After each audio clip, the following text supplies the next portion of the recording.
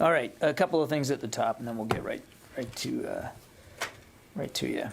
So I just wanted to make you aware the Secretary had 2 phone calls with counterparts this morning. First, he spoke with the Greek Minister of National Defense regarding the situation in Ukraine.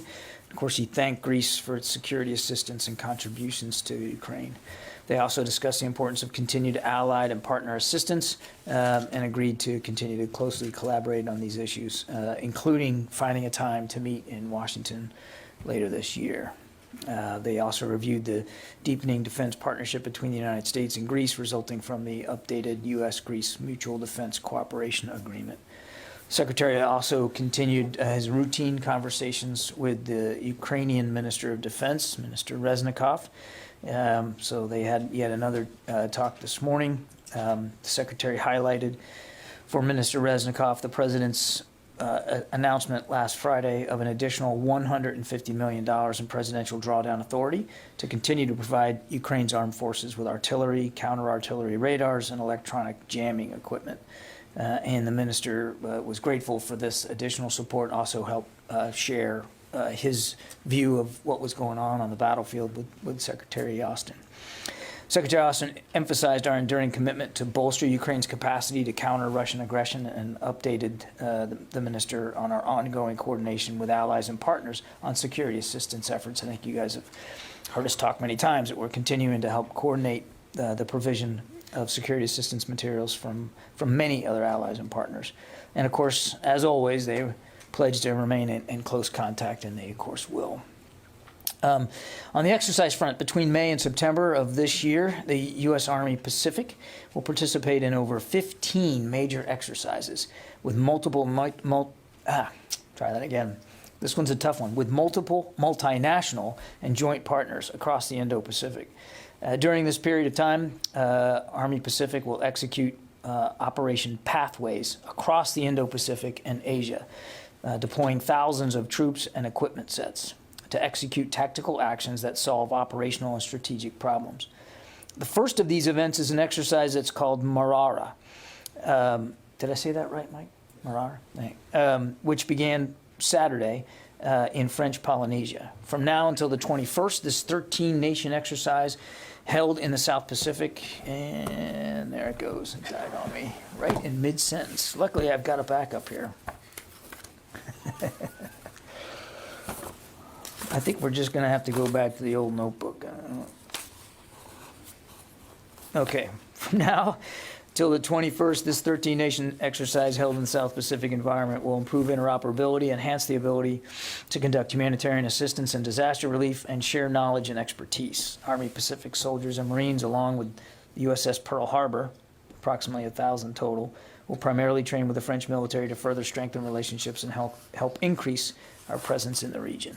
So very exciting exercise, lots to get done over the next few months, and we'll keep you guys updated on that. We'll start with questions, and Lita, I think you're up.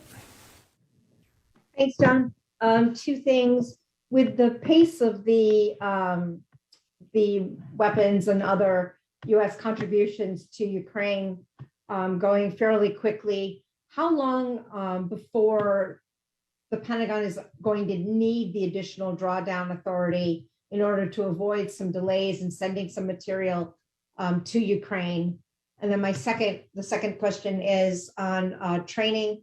At this point, as you look at the training that's being given to the Ukrainian troops, can you give us a sense of what the demand is for the training and whether or not the Florida National Guard is enough, or you're going to have to bolster that? Where do you see that going?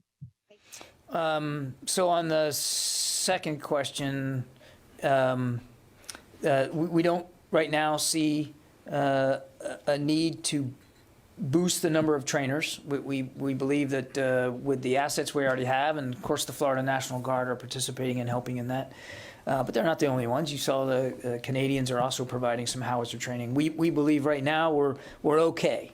But we obviously want to be flexible, and if we need to change the numbers or add people to do training, we'll certainly be open to looking at that. And I completely blanked on your first question. The drawdown authority, how long before that starts to run out? You've used all but I think about 100 million.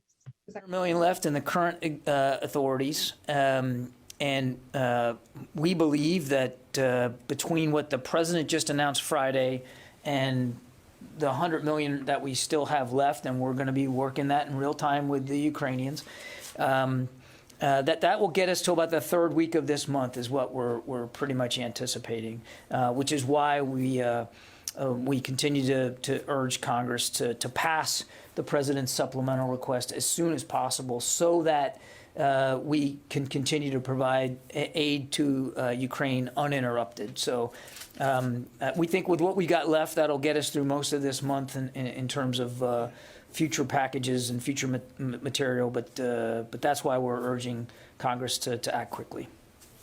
Idris. Over the weekend, some U.S. diplomats went back to the embassy in Kyiv. Are there any Marines yet at the embassy? And if not, have any of them gone to do sort of assessments in the case that there is a need for them there? There was no Marine security attached to the diplomats. Everything was done through diplomatic security personnel. There was no need to have the Marines there. Remember, the mission of the Marine Security Detachment is to protect what is considered U.S. soil. That's why they're there. And right now, the embassy is not fully occupied, and so we're not. It's not considered. It's obviously still our embassy, but there's no need to have a permanent Marine Corps security detachment there. So we're in constant discussions with the State Department here, and we'll certainly follow their lead as they determine what sort of embassy presence they want and on what timeline. But there were no Marines, no U.S. military involved in this visit to Kyiv and to the embassy. And second question, the reports from Ukraine and the Russians sort of suggest the territorial gains in the east are very limited on both sides. Is it too early to say we're at a stalemate now in the Donbass as far as the ground offensive is concerned? Yeah, I mean, look, when you say the word stalemate, I mean, too many people look at that and they think, well, that means nobody's moving, right? That everything is kind of stuck. You think of World War I and trench warfare and everybody's kind of, and it's very dynamic, Idris. I would not call it a stalemate. There are literally towns and villages that are changing hands, sometimes in the course of a day or so. And we assess that the Russians continue to make incremental progress, moving down from the north, pushing down into the Donbass area from the north of that area, particularly along a line of axis coming out of a town called Izium. But it's incremental. And it's still plodding, as I've said it. It's slow and it's uneven, and they continue to meet a very stiff Ukrainian resistance. So, no, we would not call it a stalemate in the classic sense that just everything is frozen. It's not frozen. There's a lot of artillery going back and forth. There's a lot of movement back and forth. It's just that when you take two steps back in the aggregate, you don't see the Russians really making a lot of progress over the course of time. We still believe that they are behind their own schedule, and that what progress they're making is very limited in terms of just geographic reach. Jen? John, I'd like to get your reaction to Putin's speech on Red Square today at Victory Day and the fact that they didn't have any flyovers. They usually have flyovers. What did you notice about this, and what's your reaction to the words he chose and what he said? Look, I can't account for their parade planning and what assets they had or didn't have. I think the Ministry of Defense Mr. Putin can speak to their parade. What I would tell you is that we still heard some of the same bluster, some of the same falsehoods, some of the same, quite frankly, just untruths in terms of his rhetoric that we've heard from the beginning. I mean, he talked about this being a justified military operation. It's not. He still had diplomatic options on the table on February 24th and chose to ignore them.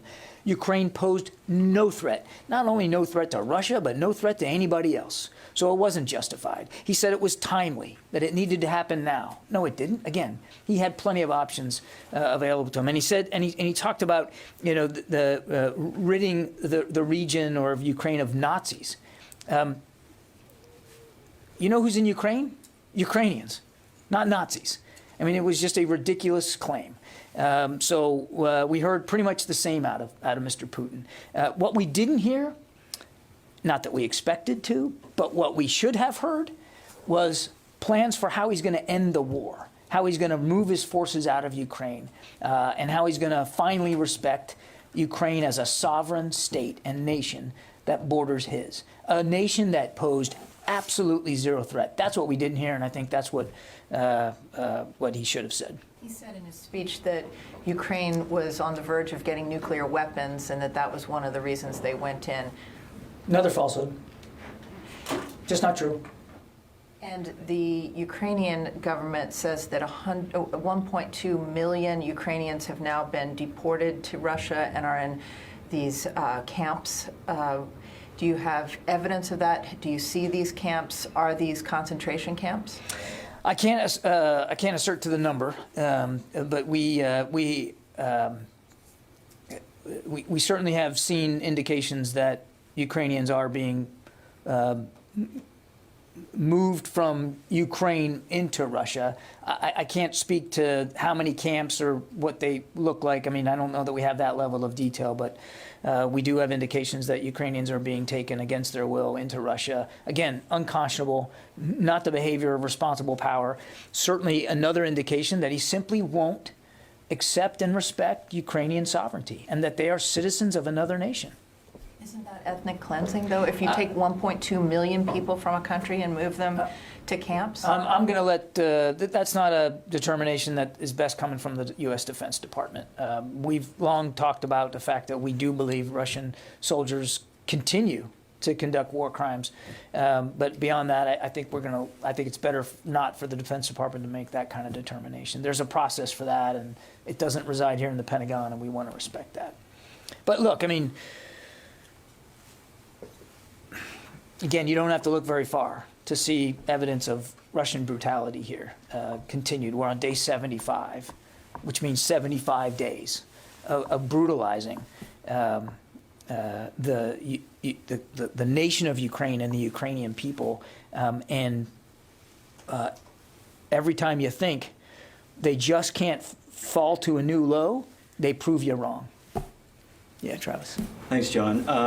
With all the U.S. weapons and hardware flowing into Ukraine, is there any concern about the Ukrainians' ability to maintain that equipment? Do they have the capacity to do that? And has the department been having any discussions with the Ukrainians about potential solutions, like using private contractors to work on the equipment? Yeah, look, I mean, one of the reasons why, I mean, we've talked about the kinds of systems we're giving them is we really are trying to provide them the kinds of things they know how to already use, and that's why we've been working with so many other nations who have inventories of old Soviet era weapons and systems, because that's what the Ukrainians are comfortable with. It's what they're trained on. It's what they're used to using. Now, we have started to, as the war has gone on, and they have, continued to work themselves through some of those systems, we have been trying to provide them with some additional advanced systems that do come from our inventory. The Howitzer is a great example of that. But that required some training. It still is. We've now trained more than 300 Ukrainian artillerymen on the Howitzers, and there's another 50 plus that are going through that training right now.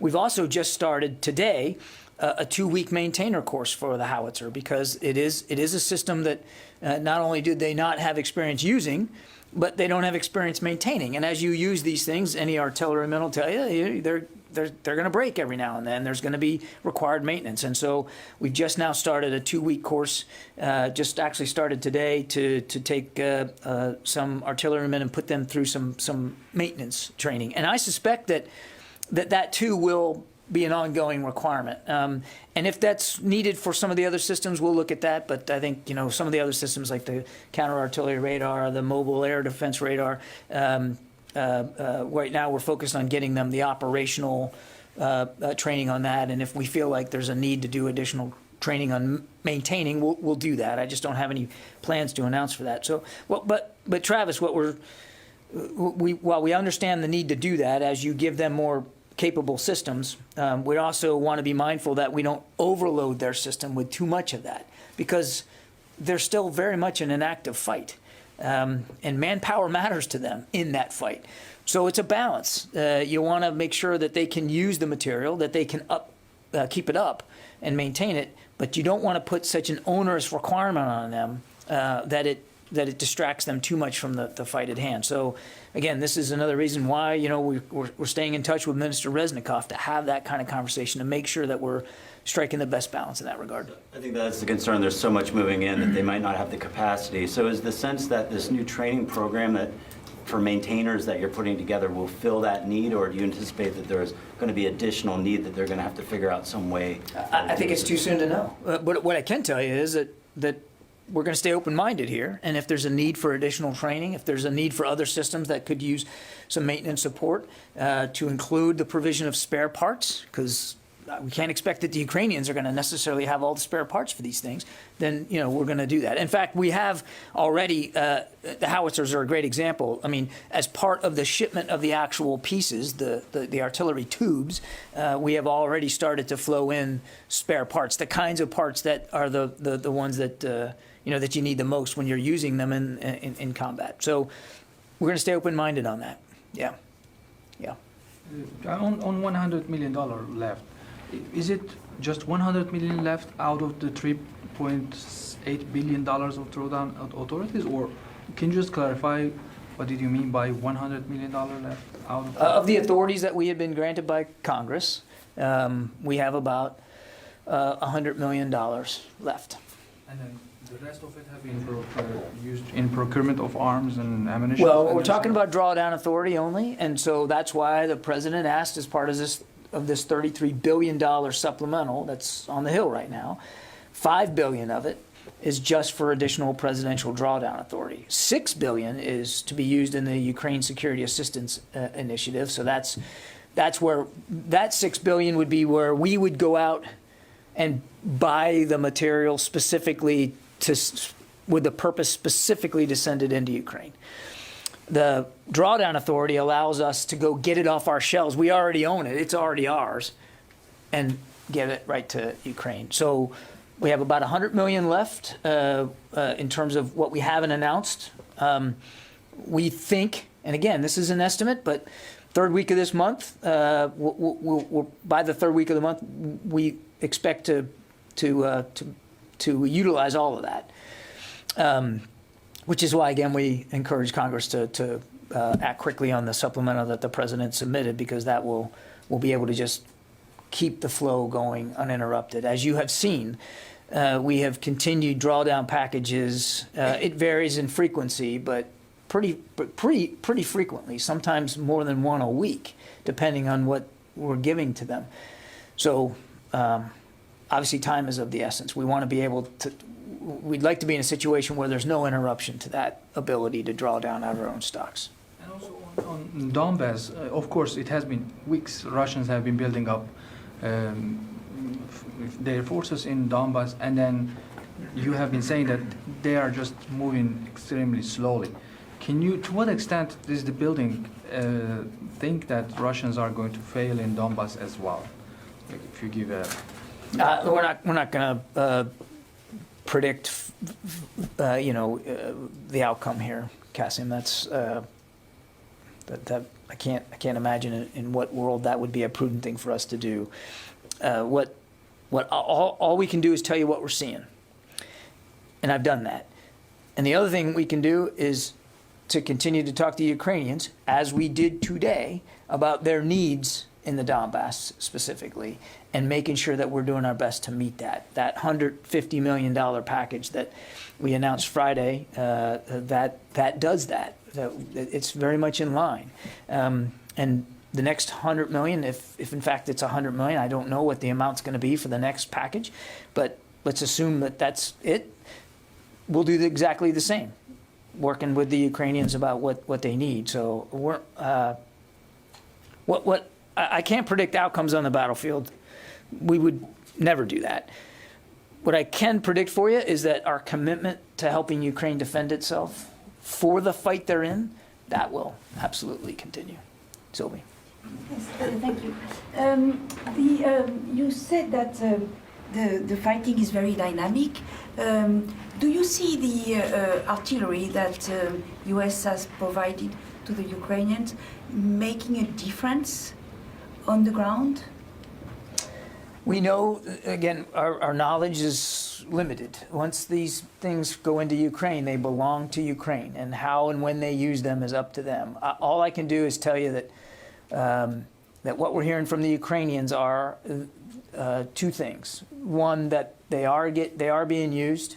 The Howitzers specifically are being used in combat. Now, I don't know how many, and I don't know where, but they are being used, and that they are effective, and that there is, as we've long said there would be, there is a heavy reliance in this particular fight in the Donbass region specifically on artillery. Long-range fires is the way we talk about it here, but it's basically artillery fire. And both sides are firing artillery at the other's positions.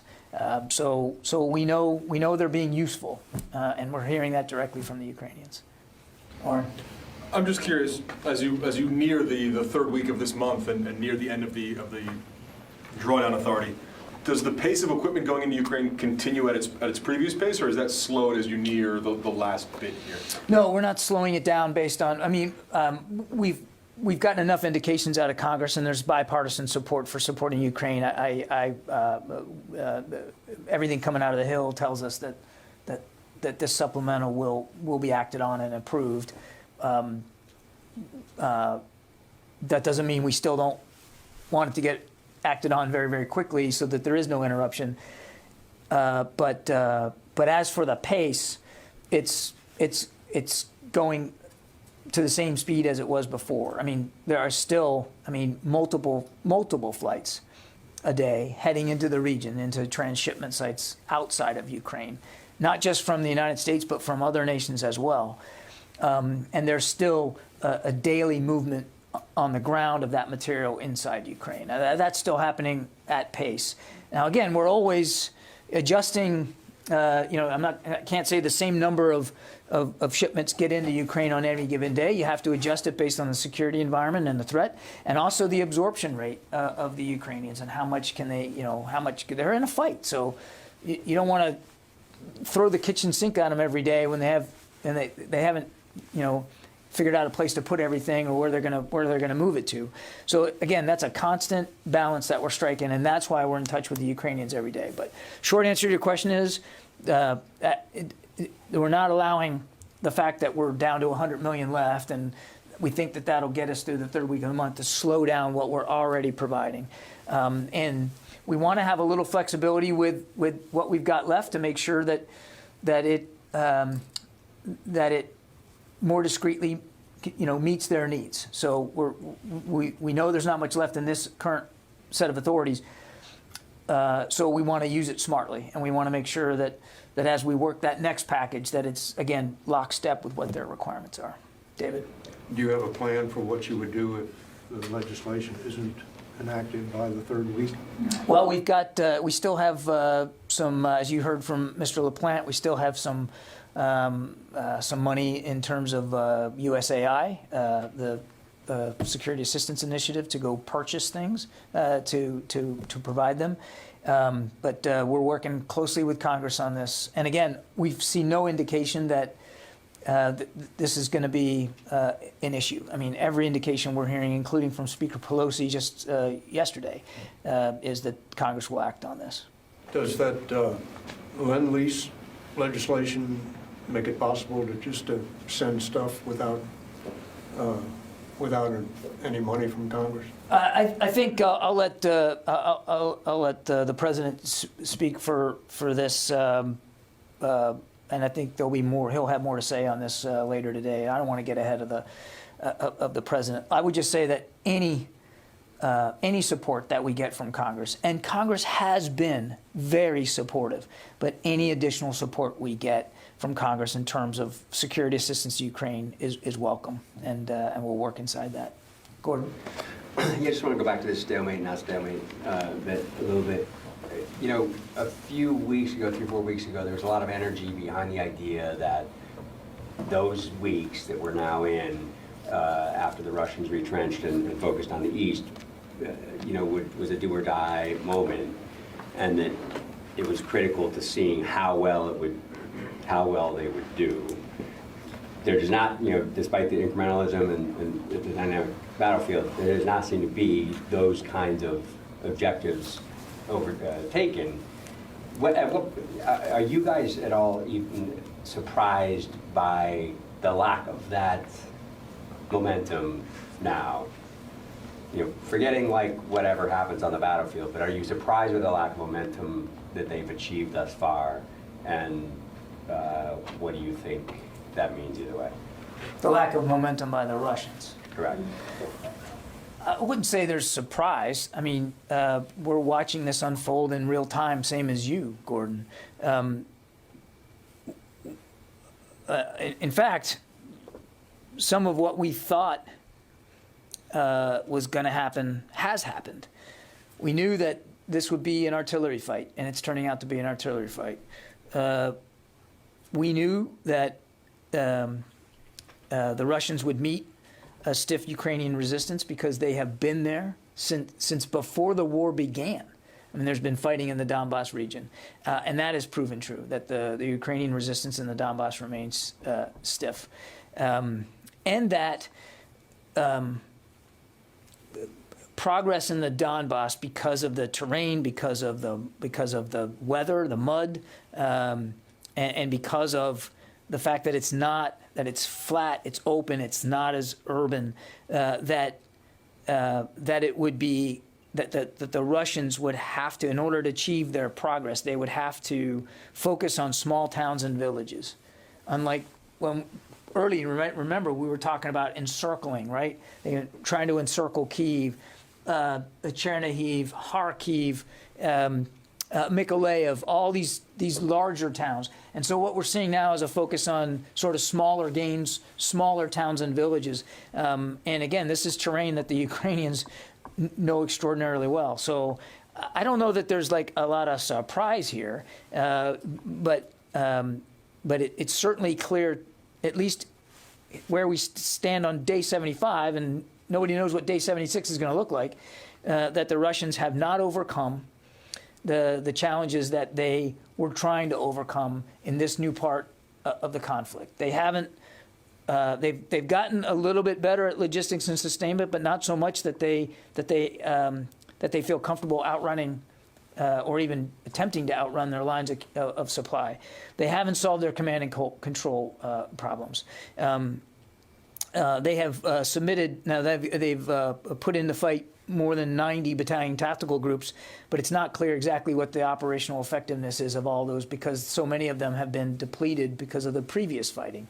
And we don't believe that they have, while they have tried to get better, and you certainly see pockets where they are more integrated, air to ground and maneuver between units, it hasn't gelled yet. So they are certainly trying to get better, but there's not an indication here that they've solved all their problems. And as you might recall, a week or so ago, we were talking about that it remained to be seen whether they were going to be able to fix the kind of problems that they had in the north. And thus far, day 75, it doesn't appear like they have.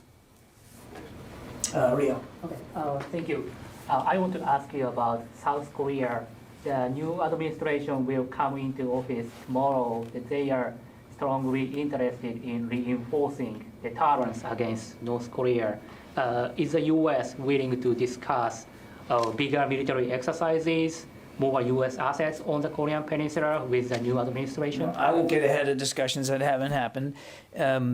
We look forward to working with the new government in South Korea, as we do with every new administration there. South Korea remains a key ally. We're always going to look for ways to make the alliance better and more capable, and I'll leave it there. We'll see where the discussions go. A separate question on North Korea. The U.S. publicly said that North Korea could be ready to conduct a nuclear test as early as this month. So generally speaking, you are reluctant to talk about the intelligence matters in public. So what effect do you expect by disclosing the intelligence on nuclear test? Do you expect it works as a deterrence against North Korea? We're doing that because we are a responsible nation that prioritizes the reduction of strategic risks. And we believe firmly that the international community must speak with a unified voice to oppose further development of such weapons by the North. So we're doing it because it's the responsible thing to do. Mike. John, speaking of artillery. Oh, man. Why don't you just come up and give this part of the briefing? Okay, I will. Go ahead. Ukraine has specifically asked for SP howitzers like the 109 because it'll provide them with more mobility on the battlefield and a level of ballistic protection that you won't get on an M777. France is sending over a dozen of their wheeled howitzers, the Caesar. The Netherlands, Belgium, and Italy have all agreed to either send over the M109s themselves or the German PZH 2000 SP howitzer. My question is, the U.S. has more M109s than any country in the world. Why is the administration dragging its feet on sending these weapon systems to Ukraine? And they need them now. They want them now. I would take issue that we're dragging our feet on anything, Mike. I mean, no nation has done more to support Ukraine's security needs in the United States. No nation. I mean, in just the drawdown authorities we've used already, we've provided to Ukraine almost the equivalent of their entire defense budget for 2021. So I take issue with the idea that we're dragging our feet. What we are doing, including today in the call with Minister Reznikov, is talking to the Ukrainians at the senior levels all the way down to the staff level about what they need and what we can provide them. And it's not just the United States, as you well noted. Other nations are providing systems as well. So I'm not going to get inside the conversations we're having with the Ukrainians on privately about their needs, but I think the proof is in what we're announcing every day about how seriously we're taking their requirements. Louis. There's been talk about how the incremental progress in the East has been due to the stiff Ukrainian resistance.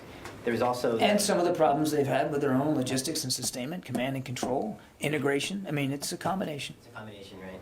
But there's also a big rush to try to get those howitzers in very, very quickly. And almost all of them are in. Yeah. Can you comment on what effect the howitzers have had as part of that combined effort? Again, all I can do is tell you what we're hearing from the Ukrainians. Again, we don't track each tube and where it's at and how many rounds it's firing on any given day. It belongs to Ukraine when it goes in there, and they use it as they see fit. We know, as my answer to Sylvie, we know that they're getting in and they're actually being used in combat. We know that. You heard the Secretary testify to that last week. And what we're hearing from the Ukrainians are they're very useful and they're grateful for them, and that they are having an impact because they're additive to their own artillery pieces. I mean, all told, the 90 that we're providing us, provides them 5 to 7 battalions worth of howitzers. That's not insignificant. But I don't have, I couldn't give you a GPS coordinate for each one and exactly how many rounds it's firing and what it's hitting. But the indications we're getting from the Ukrainians are they're in combat and they're being effective. And more broadly, Louis, if you just take a step back and, back to Idris's question about stalemate and what's going on. I mean, if you just take a look at what's going on, the fighting over these small towns and villages, some of them trading hands over the course of just a couple of days, you can see. I mean, I've seen some of the overhead imagery. You can see how active an artillery fight this really is. I mean, it is, back to Gordon's question. I mean, it is exactly like we thought it was going to be, like the Ukrainians thought it was going to be, very dependent on long-range fires. And both sides are applying artillery in this fight. Do you think that this moment that Gordon described, the pivotal 2 weeks and the rush to get him in there in time, that it has borne fruition on I certainly wouldn't speak for the Ukrainians. I think it's better for them to speak to their assessment of how they're doing and how much, more specifically, how much the Western aid has helped. But again, our indications from talking to them is that it has been incredibly critical to their ability to continue to to defend themselves in the Donbass, particularly the Howitzers and the rounds that go with them, because it is so reliant on long-range fires. But it's not just that. I mean, the counter-artillery radars that they're going to be able to use will help them defend against Russian artillery. UASs will help give them eyes and longer-range strike capability. I mean, it's not just, we're talking a lot about howitzers today, which I never thought I'd be able to do with any semblance of knowledge. Thank you, Mike. But it's not just that. And again, what the feedback we're getting is that these things, all these things, but particularly the artillery support, is making a difference. Yeah, Christina. Given the deterioration that sort of, again, in Hong Kong, the democratic systems there that are just kind of slowly being taken away, do you see any sort of, or would you like to address some of the changes that might engender in the security situation in the region? Well, what I missed. Well, in Hong Kong, we've had a recent change in the way the governorship is going to be handled. I think that's a better question put to Ned Price over at the State Department. I think I'll refrain from that. Have you seen any change in the security situation, or do you anticipate that in the region? I am not aware of any security situation that's different. Joe Gould. Hey, John, thanks for taking my question. Want to ask you on the Phoenix Ghost, now that this cohort of Ukrainian troops has wrapped up training, can you tell us where that training took place? And now that we know Phoenix Ghost stemmed from an Air Force program, can you tell us if the trainers were with the U.S. Air Force? Yeah, the trainers were Air Force. I think I talked about that last week.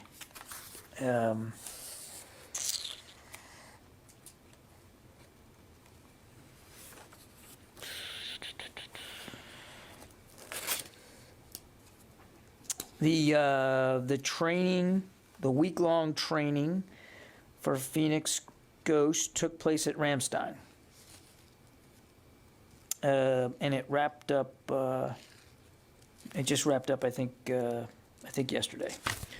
Okay, I'm going to have to call it there. Thanks very much. We'll talk to you guys tomorrow.